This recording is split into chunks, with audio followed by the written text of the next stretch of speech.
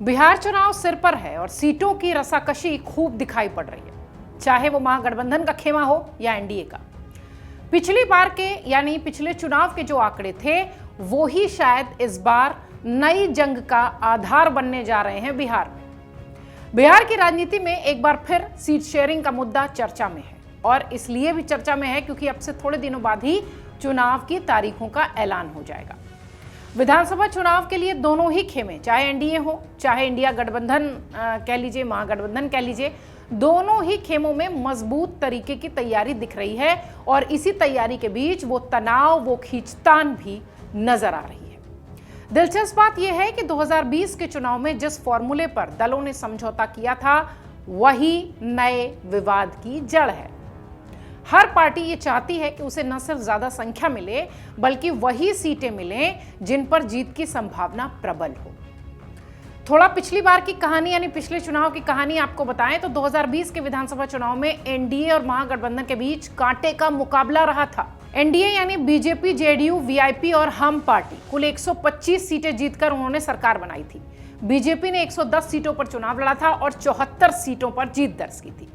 JDU ने 115 सीटों पर चुनावी मैदान में अपनी ताल ठोकी थी और 43 सीटें जीत पाई थी। जीतन राम मांझी की हम पार्टी और मुकेश सहनी की वीआईपी को भी 4-4 सीटें मिली थी। इधर महागठबंधन को देखें तो 110 सीटें कुल आरजेडी, कांग्रेस और लेफ्ट मिलकर जीती थी, जिसमें आरजेडी ने 144 सीटों में से 75 सीटें जीती थी, यानी 144 सीटों पर अपने उम्मीदवार उतारे थे। कांग्रेस को 70 सीटें दी गई थी और उनकी झोली में सिर्फ 19 सीटें आई थी। वाम दलों ने 29 सीटों पर चुनाव लड़ा था और 16 पर सफलता हासिल की थी। इन नतीजों से इस बात को समझा जा सकता है कि बीजेपी ने जेडीयू से बेहतर प्रदर्शन किया था, जबकि कांग्रेस का रिजल्ट उम्मीद से बहुत ज्यादा कमजोर रहा। यही कारण है कि 2025 की बातचीत में बीजेपी बड़े भाई की भूमिका में अब आना चाहती है और कांग्रेस पुराने आंकड़ों से सबक लेकर अच्छी सीटों की मांग पर अड़ी है। 2025 में एनडीए का समीकरण अगर बनता है, जो सूत्र कहते हैं, चर्चा में जो बातें आ रही हैं वो दिखती है कि सबसे बड़ी जंग जो होगी वो बीजेपी और जेडीयू के बीच होगी। हालांकि चर्चा इस बात की तेज है कि 100 सीटों पर दोनों की तैयारी होगी और 43 सीटों में सभी सहयोगियों को सीटें बांटी जाएंगी। जेडीयू को अगर मान लीजिए 102 सीटें जेडीयू डिमांड करती है या बीजेपी को 101 सीटें मिलती है, तो बाकी सीटों पर जो घटक दल हैं, जो सहयोगी दल हैं, वो थोड़ी अपनी भवें तान सकते हैं।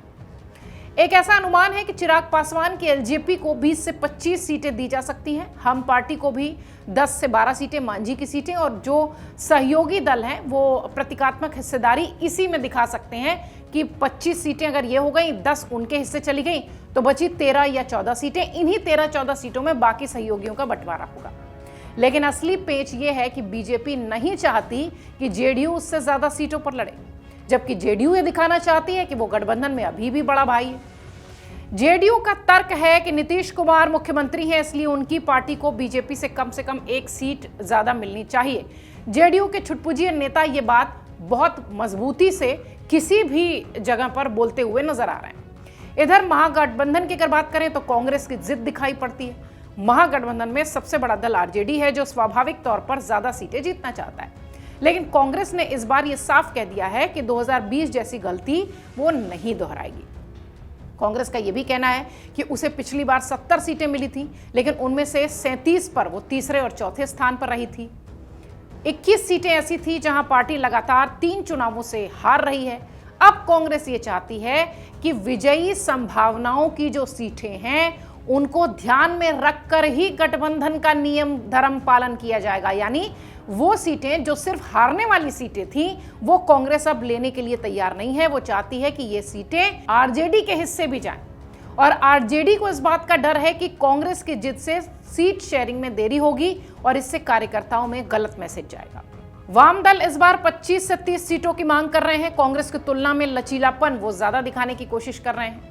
अगर आप देखिए तो दोनों ही गठबंधनों में खींचतान के जो बिंदु हैं वो बड़े भाई छोटे भाई की बहस के इर्द गिर्द ही नजर आ रहे हैं।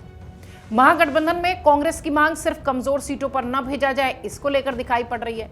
इधर छोटे दल हैं जो हर पार्टी चाहती है कि उसके पास चुनाव प्रचार के लिए सम्मानजनक संख्या हो ताकि अस्तित्व बना रहे। जातीय समीकरण भी इस बार कलह का बिंदु है। जिन क्षेत्रों में मुस्लिम, यादव, कुशवाहा, पासवान वोटर निर्णायक हैं, वहां हर दल अपनी दावेदारी पुख्ता करना चाहता है, खासतौर से महागठबंधन की अगर बात करें। कई सारे विश्लेषकों का मानना है, जो कि बिहार चुनाव को बहुत नजदीक से देख रहे हैं, कि इस बार सीटों का बंटवारा महज गिनती का खेल नहीं होगा, बल्कि गुणवत्ता यानी जीतने की संभावना भी अहम होगी। यदि बीजेपी और जेडीयू में सीटों को लेकर टकराव होता है तो निश्चित तौर पर इसका फायदा विपक्ष उठाएगा। वहीं महागठबंधन में यदि कांग्रेस और को सम्मानजनक सीटें नहीं मिलती और कांग्रेस और आरजेडी आमने सामने नजर आती है, तो निश्चित तौर पर पार्टी कार्यकर्ताओं की जो सक्रियता है उसमें कमी दिखेगी और इसका फायदा सीधे सीधे एनडीए गठबंधन को होगा। हालांकि सीटों के लिहाज से चर्चा इस बात की भी है कि अब तेजस्वी को पीछे करके लालू प्रसाद यादव फ्रंट पर सीट बंटवारे में गठबंधन के लोगों से बातचीत करेंगे। इधर छोटे दलों की नाराजगी की बात करें तो अगर ऐसा कुछ होता है तो बिहार के 2 से 3 हजार वोट के अंतर वाला जो जीत नतीजे वाला एक जो टर्म है वो दिखाई पड़ सकता है इन छोटे दलों की वजह से। तो ओवरऑल ये समझिए कि बिहार की राजनीति में सीट शेयरिंग हमेशा से चुनाव से पहले सबसे बड़ा मुद्दा रहा है। 2020 के अनुभव से यह साफ है कि सिर्फ संख्या नहीं बल्कि सीटों की गुणवत्ता भी इस बार मायने रखेगी। 2025 में एनडीए और महागठबंधन दोनों को यह संतुलन साधना होगा कि किसे कितनी और कैसी सीटें दी जाए। यदि फॉर्मूला सभी को संतुष्ट करता है तो गठबंधन मजबूत दिखाई देगा, वरना बगावत और असंतोष का माहौल चुनाव से पहले भी नजर आएगा और चुनाव को प्रभावित करते हुए भी दिख सकता है।